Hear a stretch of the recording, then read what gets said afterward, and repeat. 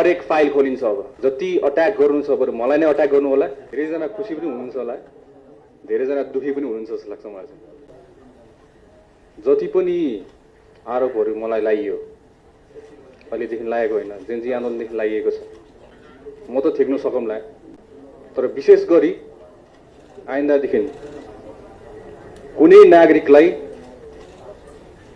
नेपाली नागरिकलाई उनीहरूको अपमान गर्न, उनीहरूको चरित्र हत्या गर्न कसैले प्रयास गरेको खण्डमा गृह मन्त्रालय यसमा एकदम संवेदनशील भएर यो विषयलाई चाहिँ सिरियसली हामीले चाहिँ अबदेखि गृह मन्त्रालयले हेर्नेवाला छौँ। मलाई जे भन्नु छ नो प्रब्लम, म ठेक्नु सक्छु। जस्तो सुकै आरोप लगायो भने म ठेक्न सक्छु। तर नेपाली नागरिकलाई, अरूलाई दुःख दिएको चाहिँ म हेर्न सक्दिनँ।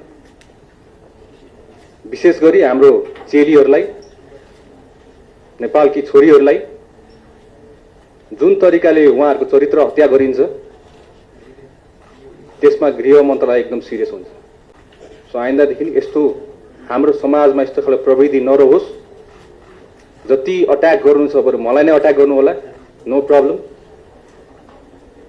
तथ्यको आधारमा हुनु पर्यो, तोडमोड गर्नु भएन।